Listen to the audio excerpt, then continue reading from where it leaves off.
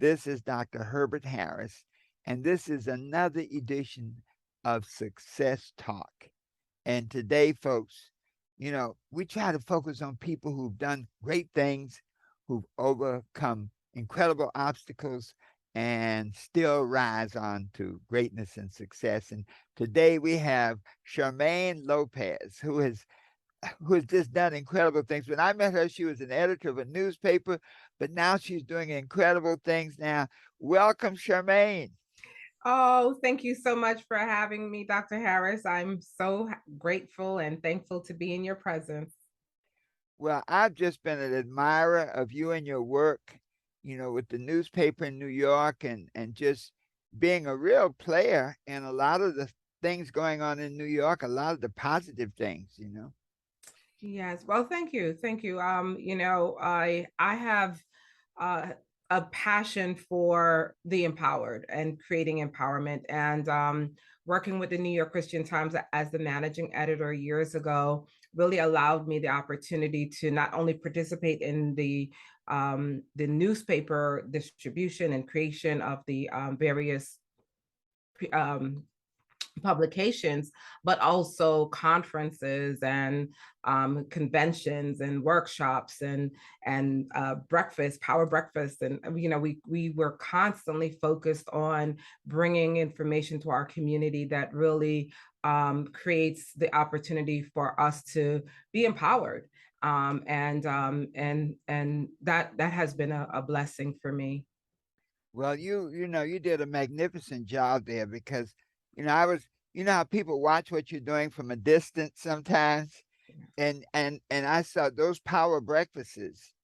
You know, I wish people still did that because you would bring together people from all walks of lives, businessmen, ministers, teachers, students, and they would be so enriched by what you all were sharing. And oh, that was an incredible idea.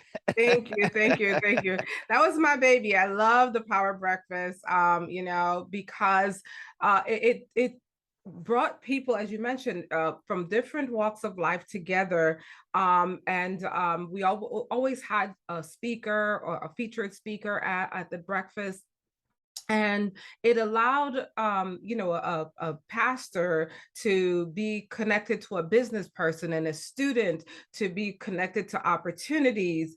And so I just really love that synergistic environment that we created. It was an ecosystem where everyone benefited from the information and experience that the others had. So that was really, that there's still a passion of mine. In fact, I want to start doing them again because, very often we may know of someone who knows someone, but it's really great when you that person who knows someone is in the room with you, Uh-huh. and you never know what your takeaway is from that opportunity. And everyone, because we always did surveys at the end, everyone always, the in the survey always would say that they got something.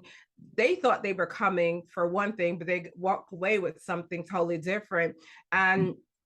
And sometimes they thought they were coming for something, but they were giving as well. So it's, again, an ecosystem where everyone benefits. And so I really, really enjoy those. And I'm looking forward to doing them again. Well, I tell you, it's very necessary. And one of the things that impressed me, the ones I was a part of or experienced, was that you always felt welcome.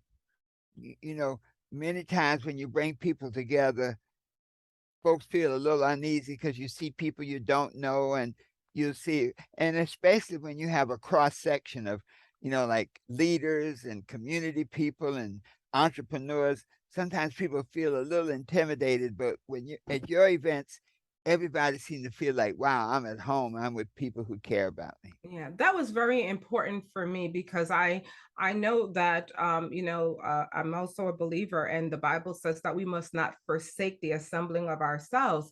And so to me, bringing people together is an assembling, and I believe strongly that God wouldn't ask us to do that if there was not something more than just us coming together. There's an energy that's experienced And then there's knowledge and information, and sometimes even confidence that is experienced. So it's an experience for everyone that's in that space. And I want to always, for me, want to make sure that that environment is created, because when you create that environment, everyone wins. You know, my son says everyone eats, and that's very, very important. Everyone wins. And when you win, you take that with you, because the experience is not just for that moment.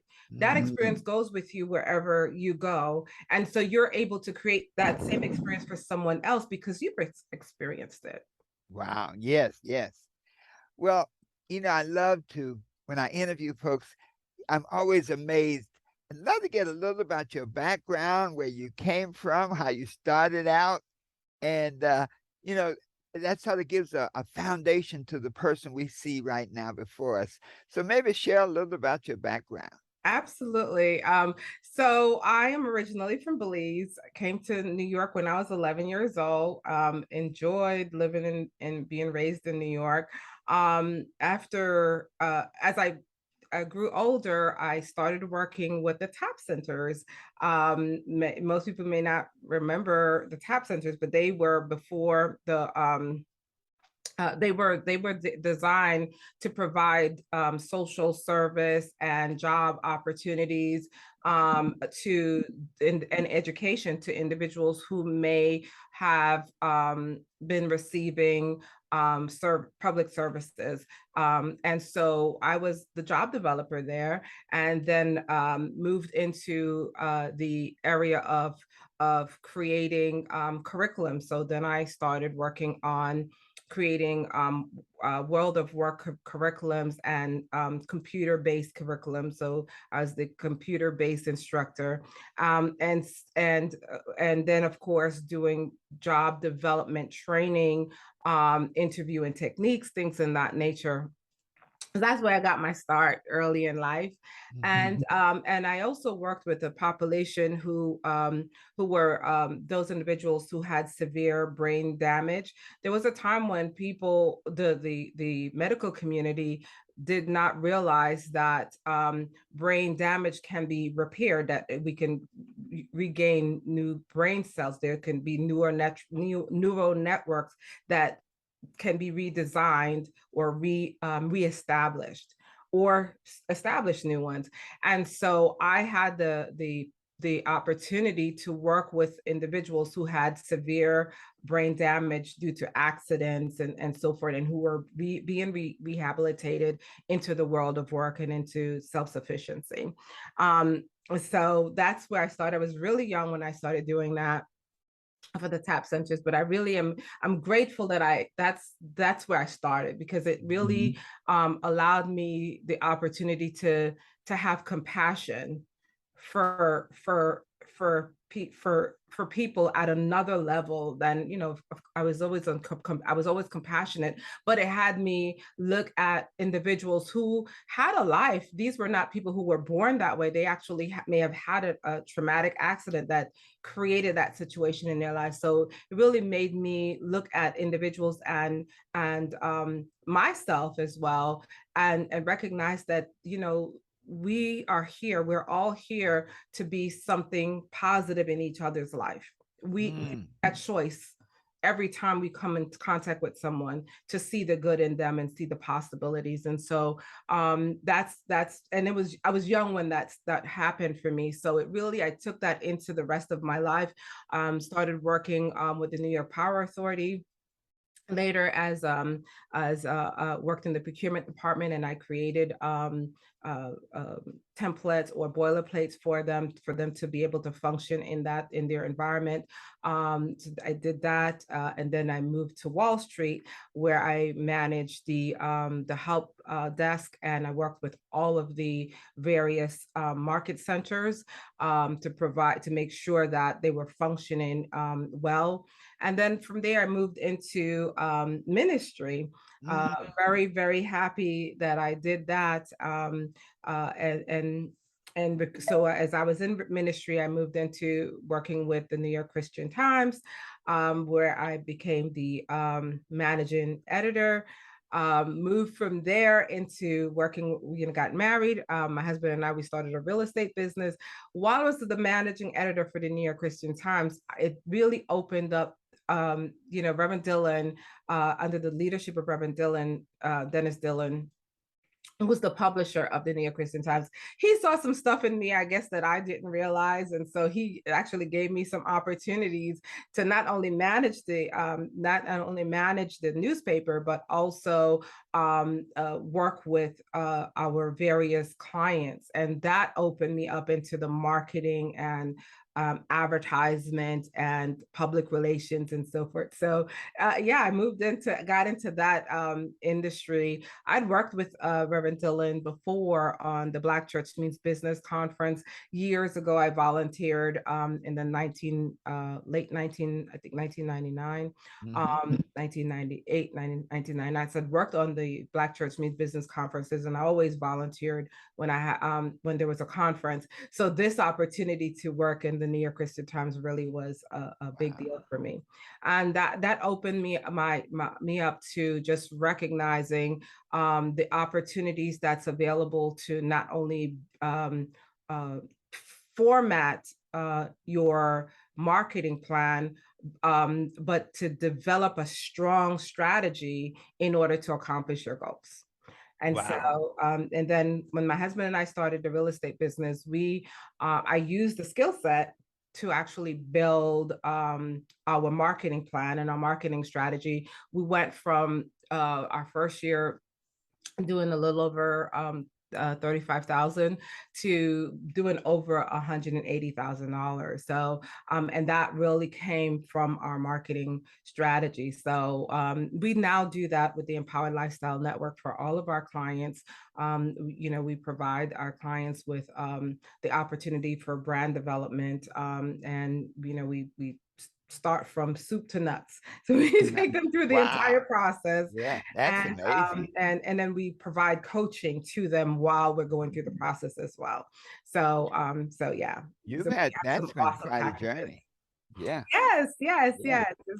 It's been a fun journey. I really take pleasure in everything that God gives me to do, because I look at it as a privilege and an honor. And I'm humbled by it, because anyone could get the opportunity, and I'm so grateful to have them. Wow. Now, in the area, as a person who sort of helps mold and guide people, I think one of the things that always stands out is that you've been there. There are people who teach it because they learned it, and there are people who teach it because they did it. Yes, yes, yes. And that Yeah. is definitely my situation. I mean, I've had I've had a lot of experiences where it's worked and it's hit and miss, and Mhm. but my mom used to always say this about me growing up as a child. She used to say that one of the things she loves about me is that I learn not only from my own mistakes, but from other people's mistakes. Now that, Charmaine, that is heavy because, in working, I have kids and I keep telling them, I'm like, if I know where the hole in the road is, but trust me, you don't have to fall in the same hole. Yeah. And that's a great gift because I think people's ego sometimes works against that. That idea, I know what I'm doing, I understand me, and that they're not receptive to those ideas that can save them valuable time, can save them money. Wow. Yeah. And that's why I love your book. And when I met you for the first time, I just was so impressed with you and your commitment to community, because I like to I'm truly that person I'm the Mary, I will sit at Jesus at your feet and I will glean. Believe me when I tell you, I am taking it all in. And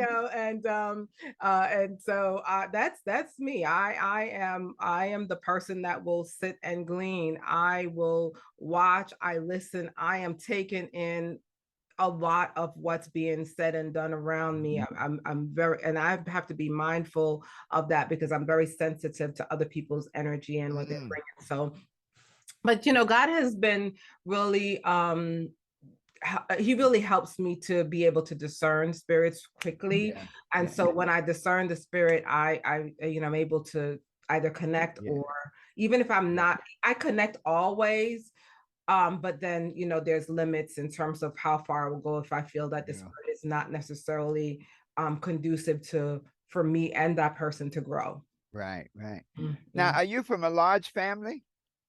So my mom has four children. I'm the third, and then my dad has 10 children, and I'm like the third to the last. Mm, Yes. mhm. Yeah. So yeah, it's a lot of us. Hmm, hmm. Yeah. Hmm. Now that makes a difference, though. I'm an only child, and you know, someone once told me that they see people developing, from the idea that the older children teach the younger children. And being an only child, I don't know, you learn directly from your parents, or learn from whoever's around. Now, do you find that like being a part of a large family was helpful in developing your personal skills and whatnot? Yes, I definitely believe that. But I also spend a lot of time with my parents. Like I was the child who, I remember being raised in Belize. I would spend like summers with my paternal grandmother, and in my paternal grandmother's house was my dad, of course, was there.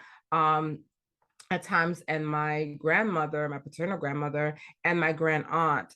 And so on the weekends, when I on Saturday I would be going to the Seventh Day Adventist church with my grand aunt, and then on Sunday I'm going to the Methodist church with my grandmother, and then when I get back to the town I'm from, which is Punta Gorda, I'm in Catholic church with Uh-huh. my maternal grandmother. So I was raised by my maternal grandmother, and so I truly believe in what the science states, which is from 0 to 6 years old are very important times in the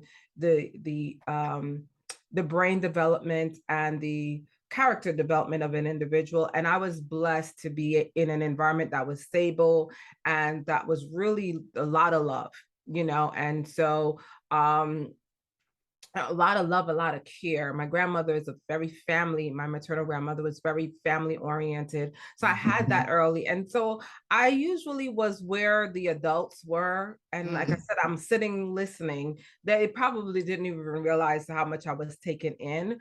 Um, so I wasn't the kid that was with the most of the kids. Mm. Yeah. So you Yeah. were like the grandparents' kids, and that makes a big, big difference because when you have there's grandparent knowledge. There's a level of knowledge that you get from your grandparents that I don't know, you just don't get it from anybody else. I When agree. when I do a lot of interviews, one of the things that I think a common theme is always, my grandmother said this, my granddad said that. Sandra was saying, my granddad said, if you got to wait for an alarm clock to wake you up, you're not serious about what you're doing. Right. Grandmothers have a lot of saying.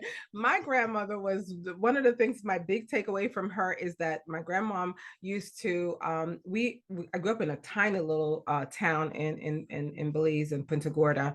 And we had family that was from a village called Barranco. I grew up in Punta Gorda.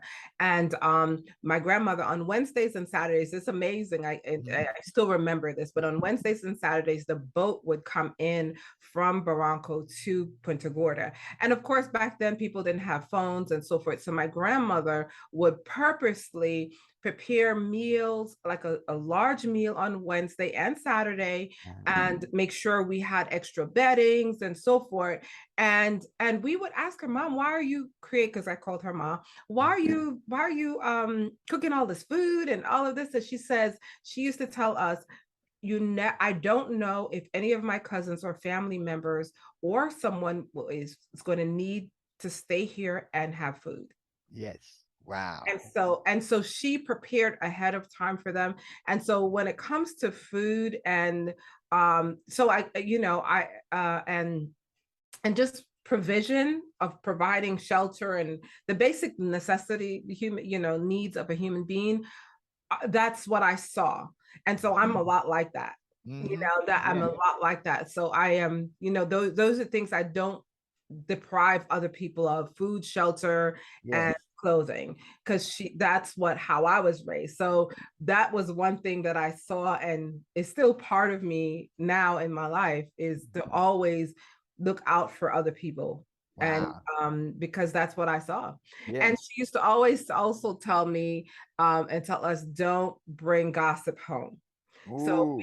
yeah, so she said, if you talk to someone and they're gossiping to you, they're going to be gossiping about you. So I think probably one of the reasons why I didn't have a lot of friends growing up, because I always remember that. Uh-huh. It's like I'm usually not that person in that room where everybody's talking about everyone. I'm That's Yeah. not me. Wow. Yeah, because Now, I don't like. yeah. Now, I love that question because the way you were raised, as they say, that scripture says, train up a child in the way he should grow, and when he gets older, he will not depart from it. Yeah, that's And true. and so you create that model. That was the model you had as a child. And Yeah. you begin to live that model in your entire life. That is incredible. I just love that.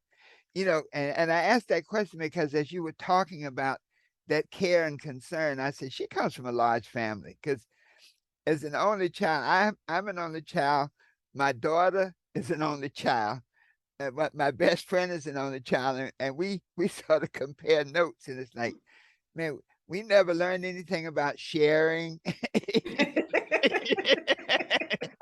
you know, Yeah. we understood a little about caring, but we really didn't understand sharing at all. And Mhm. so we had to really, really learn because it was not something that was in our early experience. So And yeah, yeah. yeah. Now, It's funny how your environment shapes you, and in ways that you may not even understand. Because I remember one day while I was at the Christian Times, and we had a lot of food, and actually we didn't.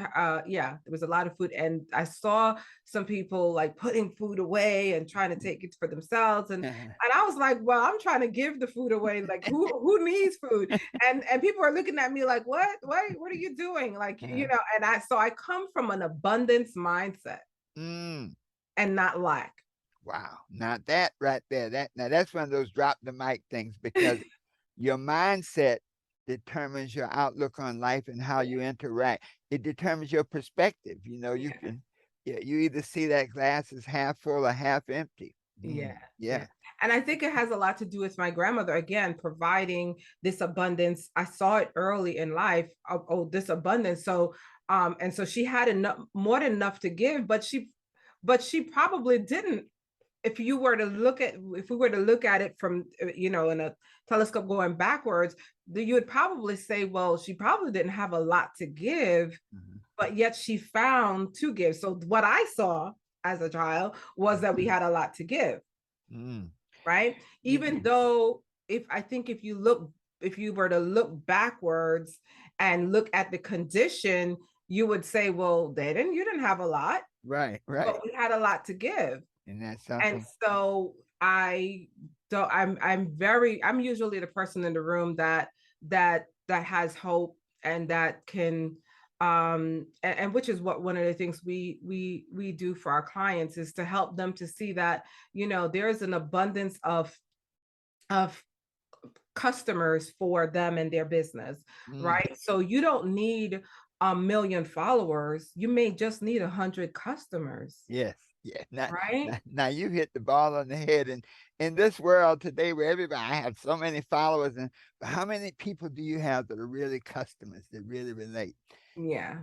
There's at one point I want to just kind of touch on.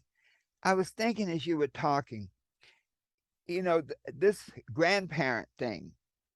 Like we have grandkids, and Sandra's, our granddaughter, called us yesterday. About a situation at college.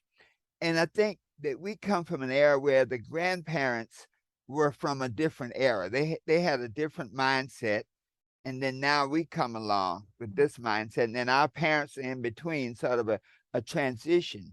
Mm-hmm. And we did a lot of work in the school system, and one of the things we noticed was that because of like what they call it, babies having babies, the grandparents and the parents had a very similar level of consciousness. So the children never got that grandparent wisdom. Mm, yeah. Yeah, I mean, as you were talking, and then I was just getting a picture, and how, like you said, we didn't know, we never thought of we always had enough to share. Like Yeah. you may have been broke and poor, but that never occurred to you because you Yeah. came from a sharing environment. Yes. Yes. Wow. So Yes.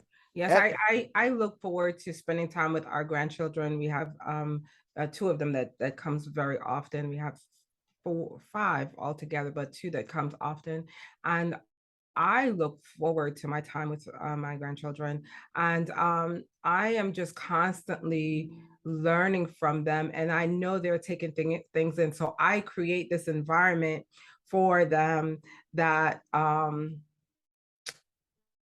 because again, I had that environment created for yeah, me. yeah. So Wow. I create this environment for them where when they walk in or when they come here, they know they are absolutely special. And that's Number something. one, they Yeah. know they matter. They know their voice counts, Yes. and they know that I don't want to say that we're catering to them, Yeah. but they matter so much Yes. that we create an environment where when they receive, it's receiving with gratefulness and not receiving because you're privileged. Wow. If Now, that makes sense. that's a great testament to you and your husband, because I think the grandkids pick up on the vibration. And when you all have a great nurturing relationship between you, Yes. when they come in, if you notice, they want to come to you. They want to come visit They you. do. They do. Yeah, They do. yeah, And yeah. like I say, I think that's so very important because being grateful is key. A lot of times we feel like, oh, I'm deserving of this, or and I'm so forth. Well, yes, you might be deserving of it, but be grateful for it. Don't take it Mm, for granted. mm, Because my grandma used to always say this as well. No one has to do anything for you. mm. So when a person make a choice to even give you a smile, be grateful for it. Yes. Be thankful for it. And I believe strongly whatever you focus on expands. So when you're focused on being grateful, you'll have lots of opportunities. Things will come your way for you to be grateful for. Wow. And if you focus on lack or, woe is me and no one cares about me, you'll get a lot of that too. You get I'm that. not interested in Yeah. that. So I tend to not focus. Yeah. And it does not mean that people may not be feeling that way about me, but I don't focus on that because Don't I'm not put. interested in Yeah. that. That Well, doesn't. what? Yeah, yeah, Whatever you focus on grows. yeah. I have a question. You've come through so many different evolutions, coming from another country, coming here as a young person, finding your way. Has there ever, I call it a David and Goliath moment, that moment where there was an incredible obstacle that stood, sometimes to me, as not one person, sometimes people say, well, I had two or three, but where you had a major obstacle standing in your way, sort of keeping you from going and doing what you wanted to do, and then, and how you resolved it. What's the lesson that can help people get past those kind of blocks? Well, I've had many major obstacles in my life. What others may consider obstacles. Um, I believe though within my spirit that there's always a solution. So I recently I came across this quote, or maybe it's an information, more of an information, where I'm not sure if it's in China or Japan, but in Asia, in Asia, the word um the word for um catastrophe or Oh, danger. or Yeah. danger is actually opportunity, Yes. Yes. right? Chinese. Yeah. So yeah, and I didn't know this growing up and raising my family, my children and so forth. I didn't know this, but I thought that way. I always look at whenever a situation happened, okay, what do I need to gain from this situation? What do I need to learn from this situation? Do I need to learn what is my takeaway? And then let me focus on the solution and not the problem. And so when I frame the situations from in that way, from that manner, what it does for me is it gives me the opportunity to experience it Mm-hmm. a little differently than I would have if it's catastrophic, you Mm. know.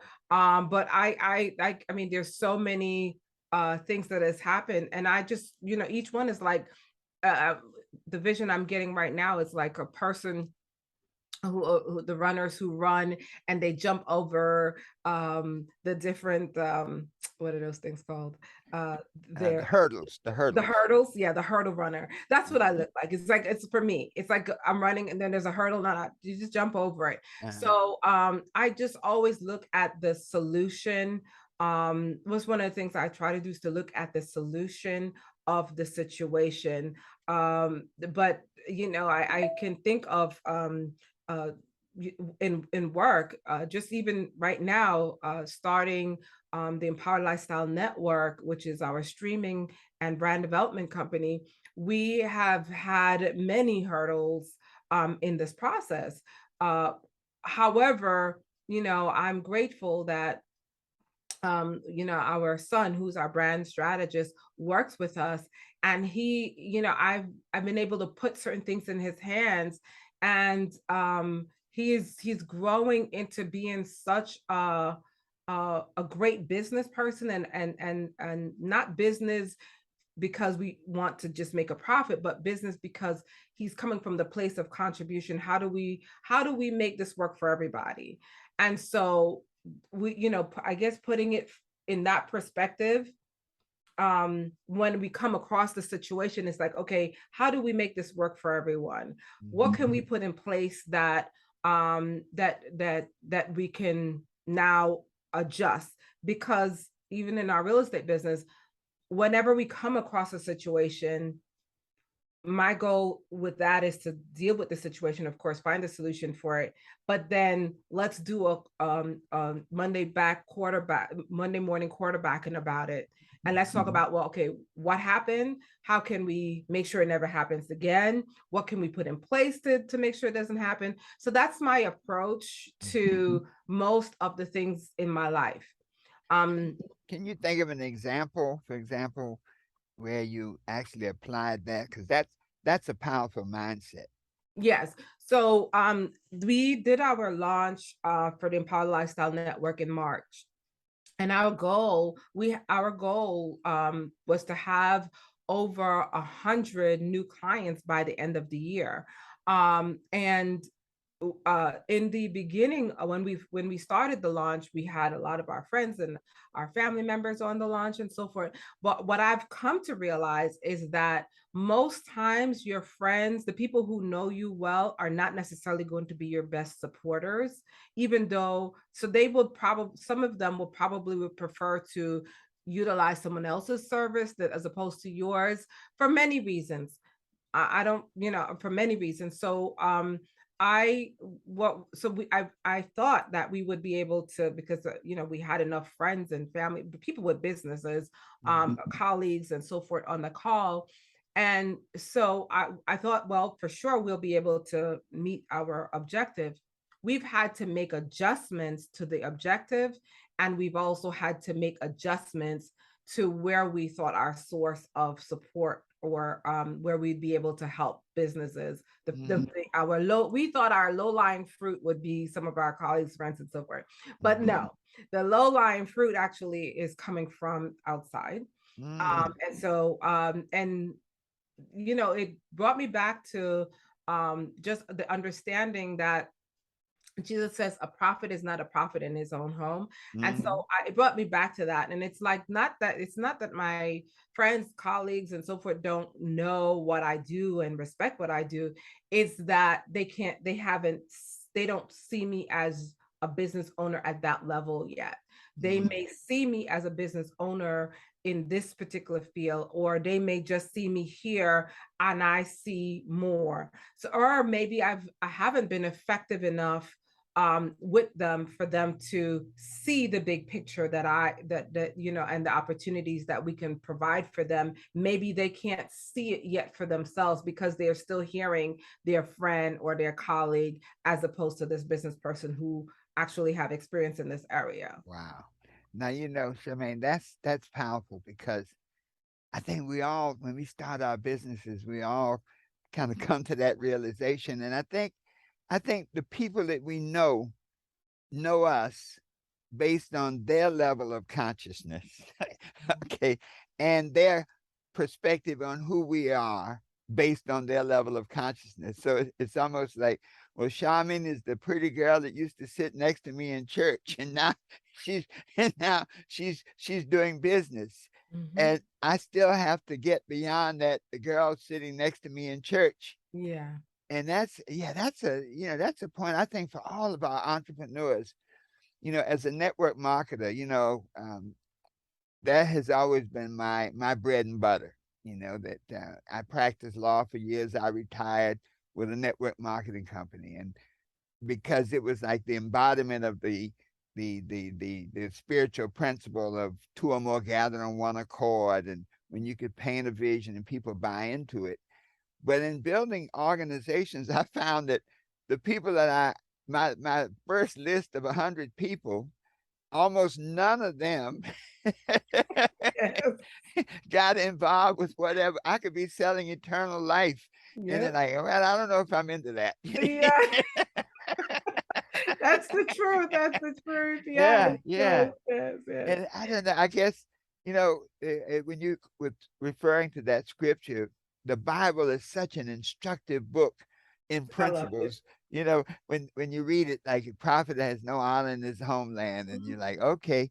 But then when you see it in the application, it's like I'm the prophet in thy land, and the people I grew up with still think I'm in the sixth grade. Yes, yes, exactly, Yeah. exactly.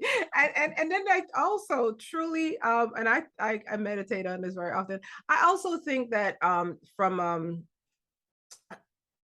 a position of um people of color, you know, like when we it's hard for us to really sincerely be happy for someone that look like us, because we Mhm. are, I think there's a lot of times where it's like well, yeah, that's happening for her, but what's happening for me, or that's happening for him, but what's happening for me. So there's a comparison there in some ways, in some at some times. And then there's also this thing like, who does she think she is? Mm, yeah, Who does he think he is? yeah, You know, yeah. I know her to be XYZ, I know him to be XYZ. So who does, you got to prove it to me, Ain't kind that of like something? that. Yeah. Yeah. And I don't, you know, I've really meditated on this for a long time. I don't think it comes from an evil place. It doesn't come from a place of being bad, Uh-huh. um or being evil or being mean. I think it just comes from a place of lack. Yeah. And it's a learned lesson. I mean, when we come out of the slave experience, the slave paradigm, we were taught not to trust one another. We were taught not to believe in one another. Yeah. And so, it's almost like, when you have mental illness, when you have trauma, well, a lot of times people never get, help after a traumatic experience. And, there are a couple of books, that talk about slavery as a traumatic experience, and that many people of color have never gotten treatment, you know, coming out of that trauma, which has been perpetuated over generations. And so it really creates an interesting dynamic, as a practicing attorney. I remember being in a building up in Harlem, and you had a whole 2 floors of lawyers, and all Black lawyers. And they would have names on the door, but none of them were real firms.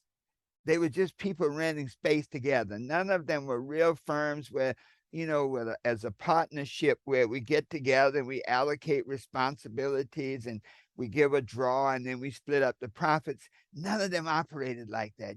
As a matter of fact, even in real estate, you'll find very, very few Black partnerships. Yeah.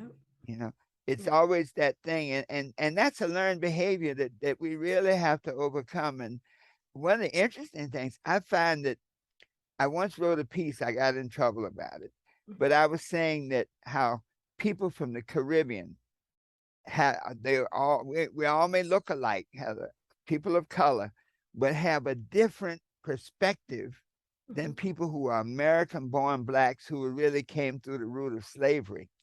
And I made a comment that there were more businesses owned by people of color on Flatbush Avenue alone than there were in all of Harlem. Mm-hmm. Mm-hmm. Nobody wanted to acknowledge it, but it was so true. Mm-hmm. And so when we as business people have to really be aware of that and understand it, and just, once, there's so many things in life you can't change right off. You have to change by example. It's like when you the more successful you and your husband are working together in your company with your son, then you become an example to other people, saying, yeah, I had the same problem. None of my friends wanted anything I wanted to sell, and yet you survived. And the beauty of success is this. I think John Kennedy said that success has 1,000 fathers and failure is an orphan. Ooh, that's he, good. yeah, I like that. yeah. Well, to quote Uh, him directly, he said, failure is a bastard. Okay. and I guess. Yes, yeah. And yes. so I think many times when you experience what you've experienced, as I have experienced also, is we have to keep going, that faith, that substance of things hoped for, keep moving, Mm-hmm. because we then become an example for others who experiencing the same thing, to say, you know what, Shermaine and her husband, they got through this. They built a nice consulting firm. They're helping people. They're making money. I can get through it too. Now I understand it's just part of the process. Yes, yes, yes. Wow. And yes, I absolutely agree with that. And I think too, when I meditated about it, I did the figures and I looked at it and I said, slavery lasted well, depends over 300 for Years. almost over 300 years. Uh-huh. And if you look at it, right, and you say, well, and it's not just in America, this Yeah. was across Yes. the world, the globe. Uh-huh. So there were uh, environments that were created for hundreds of years, and there were I would say 20 generations Mm-hmm. who was born into slavery Mm-hmm. and died in slavery. So I can't count back 20 generations. Mm-hmm. And I can just think about me right now. I would think I can count 4 generations right now between my Mm-hmm. mom, my grandmom, maybe Mm-hmm. 4 or 5 generations, Mm-hmm. right? The average person probably can count 5 to 6 generations. Mm-hmm. Now take that and multiply it by 3, Mm. Yeah. right? So you're talking of a mindset and conditions for generations, but it's not just, and it's when I look at it, it's not just for those individuals who were in slavery for 20 or so generations. It's also from my perspective, the message is also for those individuals that were in the privileged situation, or who may have been for 20 generations believe that they can own another human being. So Mm. we have to think about it from both perspective. And what did that create? What did that create? What mindset? What metaphysical conditions Yes. did that create? What DNA shift did that create? We got to go really into the cusp of it Yes. and look at it and really unpack it all. Because I think we tend to unpack it from one perspective only, but let's unpack it from the other perspective. Because what did that create Yes. in terms Yes. of a mindset, in terms of understanding, in terms of um, expectations? Wow. of each other. Yes. And the view, just how I see you, how Yes. they see you, how I see you, Yes. how we see each other. What did that create? Yes. And so I think that's where we all, as a world, as a, Mhm. as a human population, I think we all need to look at that, um, Wow. and really, really sit down in it Yes. and unpack it. Woo. Well, I tell you, that's some powerful stuff, Charmaine. You know, we set out to do a half hour, but I tell you, the conversation was so good that I'm just amazed, and I think it sounds like there's going to be a part two and a part three because Thank you. there's so many things that I think people are hungry to hear.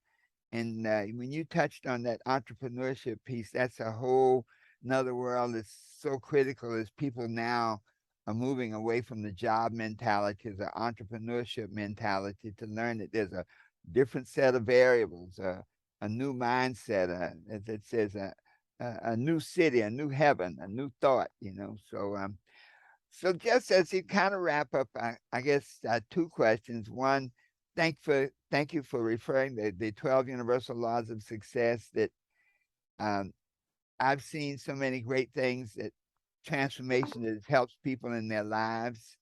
And so thank you for your comments on that. And as you go forward now, is there any message, because you're really coming as a spiritual person, as an immigrant, as a lady. There's so many, like facets. It's like a diamond with all these different sides, but yet you glow. And so, is there any message, a parting message you'd like to share with our audience? Yes. The first is, many people are in business now from their home, or uh, from different parts.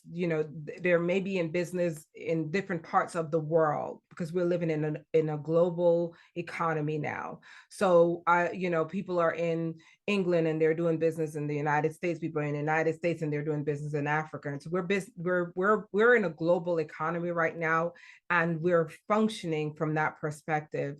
I want to just encourage everyone to recognize that if we started a business 10 years ago, 5 years ago, shoots, even 3 years ago before COVID, we would have had to get an office, build out the office, and all of those different things. And that's called expense of startup expenses.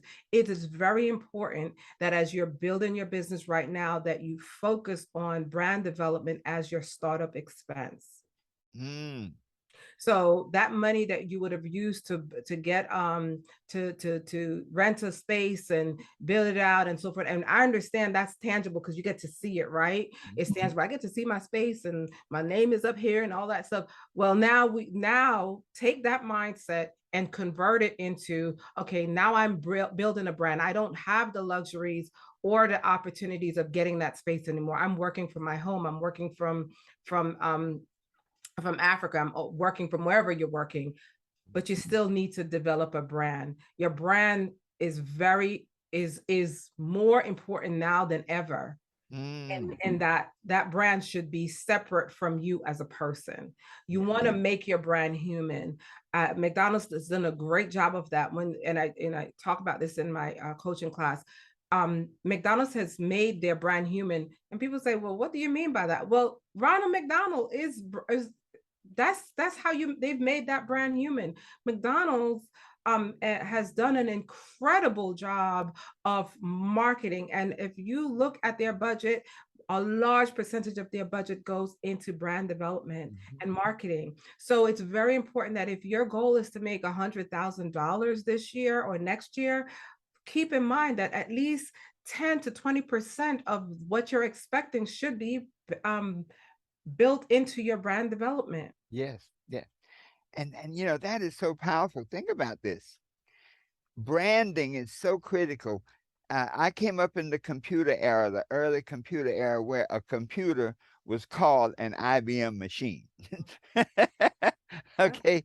And to break that lock, I remember as a young lawyer that there were law firms that had been fighting this antitrust IBM suit, that IBM had created such a massive branding that they said it was almost like a trust, that you Yes. could not go outside of the IBM machine to even know that there was a Commodore machine or any other type of Mhm. computer. And yet that brand was surpassed by Steve Jobs, okay, with Apple. But what did he do? He surpassed it with another brand, Yeah. with a Yeah. brand that was even bigger. He reinterpreted IBM. Their branding was machines, the Hmm. IBM machine. Hmm. And Steve Jobs came along and his branding was the experience. Absolutely. And exactly. And that's defining the brand, right? There's this one individual that I know. He rented a space. When we were in Brooklyn, we had an office space that was available for rent. This business came in, rented the space. We I spoke to them about putting ads in the Christian Times and doing a marketing campaign. And he Uh-huh. says, "Oh no, I don't have the funds for that." He spent $18,000 building out the space Yes. and was out of business in 2 years. Yes. Yes. and and I, because I sat down with them. I said, one of the things I would encourage you to do is don't put a lot of money into building. Like, they didn't really need to build out the space Yeah. with all that money. I said, think about maybe sponsoring some events. You want to get your name out there, you want to start to build your brand. And I think they really were one of the catalysts for me having a great appreciation for brand development and Yeah. how important it was to the success of a business. Wow. And that was what, about 8 years ago, 8, 9 years ago. But I will never forget them because I sat back and I'm like, I watched them. Now that, when you rent a space, when you lease a space, all of those improvements don't belong to you. They belong to the owner of the building. Yes. Yes. Wow. And so the Shermaine. owner of the building inherited this beautiful space, Yes. Which and he they will walked away with no business. which he'll turn around and rent to someone else. Yeah. Yeah. Well, So, Shermaine, that's powerful. And I think that, what you've shared here today, every entrepreneur needs to hear this, because that idea of the branding, the corporations understand it when they put their name on a stadium, when when they sponsor. I didn't realize that these golf tournaments, I was trying to figure out, you pay $100 to be in. Like, why do people get in these golf tournaments? But it turns out it's the sponsorship, the branding to be associated with it. And if you're looking at TV, every time you see the golfers there, you look on the wall, you see Rolex.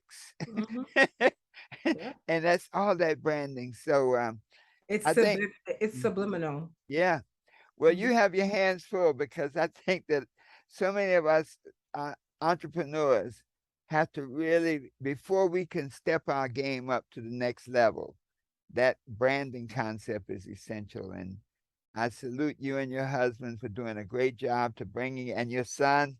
I think you have an intergenerational business, which is fabulous, for bringing it to the world. And thank you so much for this sharing. And we have healed somebody today.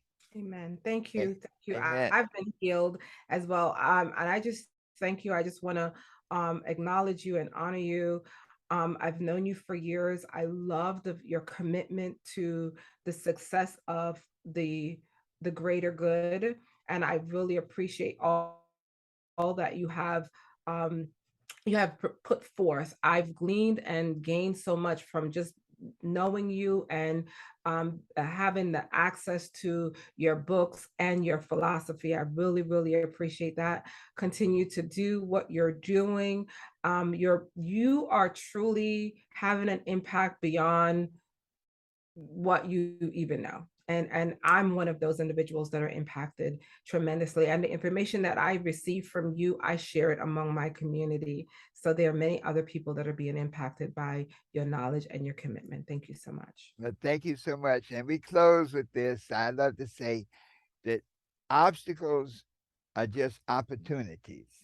That word, the Chinese, it says that danger and opportunity are basically the same character. Obstacles are there to help you grow. Amen. If there were no Goliath, we wouldn't be talking about David. And so, for all of our listeners, the challenges, the obstacles that you face in life are there to help you grow. Can you imagine how painful it is to be a caterpillar? Mm, How mm, much work it takes to weave a cocoon? mm. I guess how exhaustive that transformation is, but then the end result is the butterfly. So we all are butterflies within, and Amen. we knowing that we can be what we want to be, do what we want to do, and have whatever we want to have, always knowing that the best is yet to come.